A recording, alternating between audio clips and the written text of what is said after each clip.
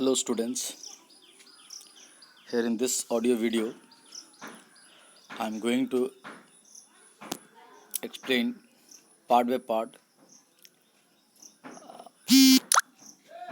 about strategy of industrial growth during the period 1947 and 1990. ये CBSE के अभी new syllabus में 12th में इंडियन इकोनॉमिक डेवलपमेंट का हिस्सा है। तो चलिए सबसे पहले टॉपिक करते हैं रोल और importance of industry. First of all, let me explain you what is an industry. An industry is an economic unit which carried out production of goods and services either in primary sector, secondary sector or tertiary sector.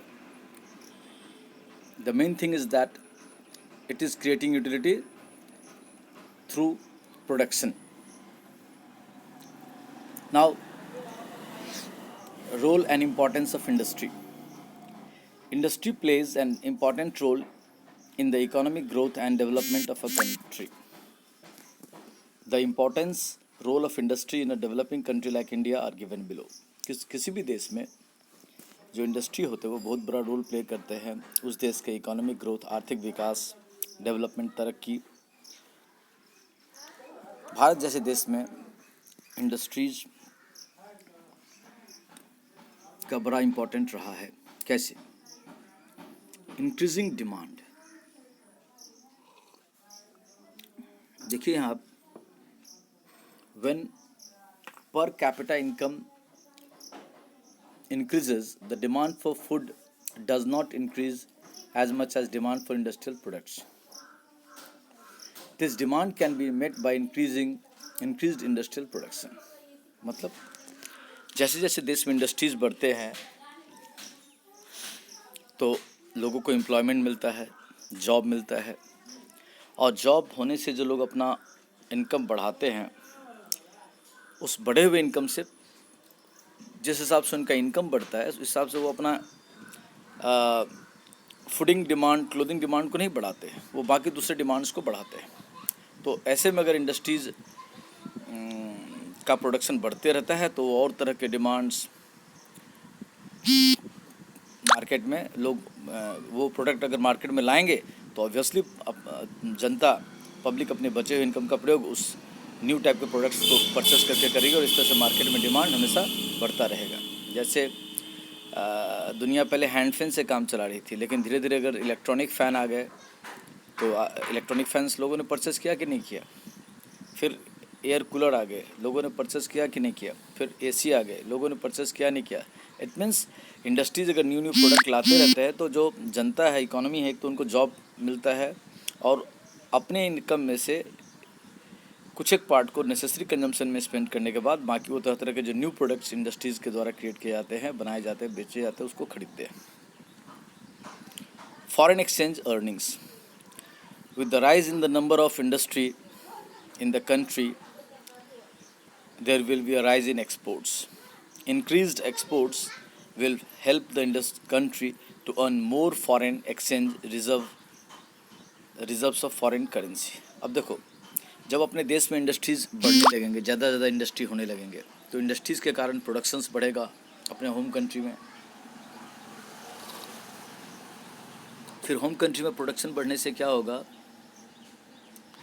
पहले तो home country के domestic needs को पूरा करेंगे, but उसके बाद जो surplus production होगा उस सरप्लस प्रोडक्शन को फॉरेन कंट्रीज़ को हम लोग एक्सपोर्ट कर पाएंगे। And when we export goods and services from Indian industries to another countries of the world, rest of the world, we earn foreign exchange. Utilisation of resources, संसाधनों का समुचित प्रयोग। Certain natural resources of the country, such as barren lands, can be of no use to the agricultural sector. As such, the industrial sector can make use of these resources. Thus, industries help to utilize fully the resources of a country. बहुत सारे ऐसे natural resources है जो सामान्य तौर पर हमारे लिए बेकार होता है, जैसे कि बैरन लैंड, बंजर भूमि एज सच। तो ऐसे में क्या होता है, उस बंजर ज़मीन पे अगर हम इंडस्ट्री खड़ा कर लेते हैं तो वो ज़मीन, बेकार ज़मीन भी काम की हो जाती है। ये एक एग्जांपल, और भी बहुत सारे सेक्टर में हो सकता है। Supports agriculture and defence. The industries of a country support the development of agriculture and defense in the country. Agricultural implements such as fertilizers, machines and defense equipments are supplied by industries. अब देखो, जैसे जैसे देश में industries बढ़ेंगे तो agriculture sector को और अपने डिफेंस इस्टेब्लिशमेंट जो हमारे देश की इंडियन आर्मी है, एयरफोर्स है, नेवी है, इसके अलावा पैरामिलिट्री फोर्सेस हैं, पुलिस फोर्सेस, उन सबको जो latest modern equipment, tools, machines, vehicles etcetera चाहिए अच्छे ढंग से खेती करने के लिए या अच्छे ढंग से बॉर्डर को प्रोटेक्ट करने के लिए, लॉ एंड ऑर्डर मेंटेन करने के लिए, तो वो सब सारा भी मॉडर्न इंडस्ट्रीज़ उस तरह के गुड्स एंड सर्विसेज अपनी इंडस्ट्री में बना करके एग्रीकल्चर सेक्टर को भी और डिफेंस इस्टेब्लिशमेंट्स को भी प्रोवाइड करते रहते हैं। तो काम उन लोग का आसान होता है और इंडस्ट्रीज़ का प्रोडक्ट बिकता है तो इनका इनकम हो जाता है। Employment. The industrial sector provides employment to major part of the population of the country. As more and more industries are developed, more and more employment opportunities are created in the economy. अब देखो जी, हमारे देश में पहले, हालांकि पहले भी industries थे, कॉटेज इंडस्ट्री थे, गृह उद्योग था। ब्रिटिशर्स के आने से पहले आप पता करोगे तो कॉटेज इंडस्ट्रीज़ के हम लोग बादशाह थे, किंग थे। बट कॉटेज इंडस्ट्री हो या मॉडर्न इंडस्ट्रीज़ हो, लार्ज स्केल इंडस्ट्रीज़ हो, बड़े उद्योग हो, सभी में लोगों को एम्प्लॉयमेंट मिलता है, क्योंकि इंडस्ट्रीज़ एक तो एंटरप्रेन्योरशिप डेवलपमेंट करता है, दूसरा एक लार्जर, चूँकि साइज, फर्म का साइज बड़ा होता है, जो अकेले के बस के ओनर का होता नहीं एंटरप्रेन्योर का, इसलिए एंटरप्रेन्योर समाज के लोगों को जो जिसका जिस तरह से क्वालिफिकेशंस, नॉलेज, एक्सपीरियंस होता है उस हिसाब से जॉब में सेलेक्ट कर लेते हैं, और इस तरह से देश की बेरोज़गारी की समस्या, जो एग्रीकल्चर सेक्टर के जो सरप्लस लेबरर्स होते हैं या ऐसे लेबर जिनका एग्रीकल्चर सेक्टर में काम नहीं होता है, उनको एम्प्लॉयमेंट इंडस्ट्रियल सेक्टर में मिल जाता है। Necessary for growth. यूरोप में जब से इंडस्ट्रियलाइजेशन हुआ तब से पूरे दुनिया की इंडस्ट्रियलाइजेशन एक ऐसी नीड बन गई है कि बिना इंडस्ट्रीज़ का कोई देश टॉप नहीं कर सकता। आप देखोगे दुनिया में जो टॉप डेवलप्ड नेशंस हैं वो इंडस्ट्रीज़ में काफ़ी आगे है। यहाँ क्या लिखा हुआ है? It is fact that industrialisation is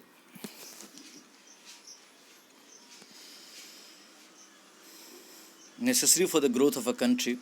The basic evidence to support the point is that it can be seen that in the developed countries there are massive developed industries. बिल्कुल देखिए, बता दिया वही बात कि दुनिया के जो सबसे टॉप डेवलप्ड कंट्रीज है वहाँ पे देखो इंडस्ट्रियल ग्रोथ काफ़ी ज़्यादा है।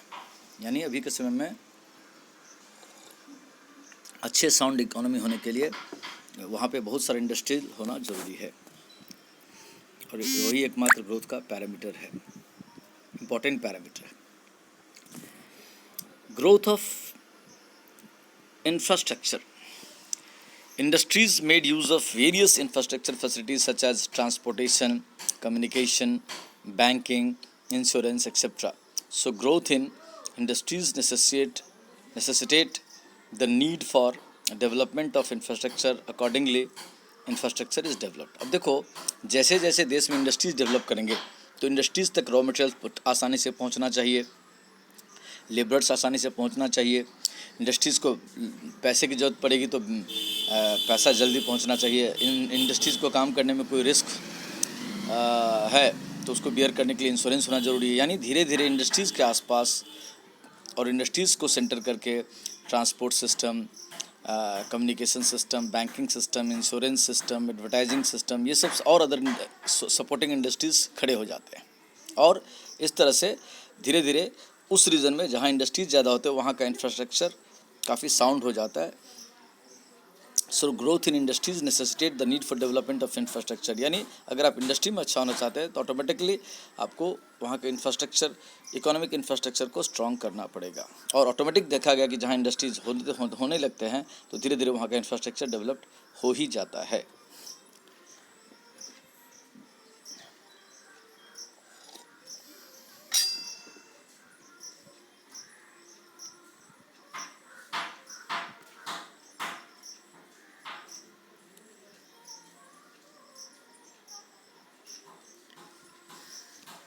सॉरी, हाँ, तो ग्रोथ ऑफ इंफ्रास्ट्रक्चर समझ में आ गया। ये हम लोगों ने टॉपिक डिस्कस किया अभी कि इम्पोर्टेंस और रोल ऑफ इंडियन इंडस्ट्री और इंडस्ट्री, तो ये टॉपिक डिस्कस किए हैं। ज़्यादा लंबा नहीं हो जाए इसलिए इसको बाकी इस चीज़ को सेकंड पार्ट में डिस्कस करेंगे। इसको आप ध्यान से देखिए क्या क्या पॉइंट हमने डिस्कस किया। We discussed industry plays role in increasing demand, industry helps to earn foreign exchange, industry utilize resources of the country in proper optimum way, industry supports agriculture and defense sector, industry creates employment and industry is must for growth, industry develop infrastructural facility, sound infrastructure facility, as industry develops, infrastructure also develops. So these are the role or importance of industry. Now you read it, you understand it what I have explained, and again read from your own book along with this, after reading this one, listening this one, and try to understand the role or importance. Thank you.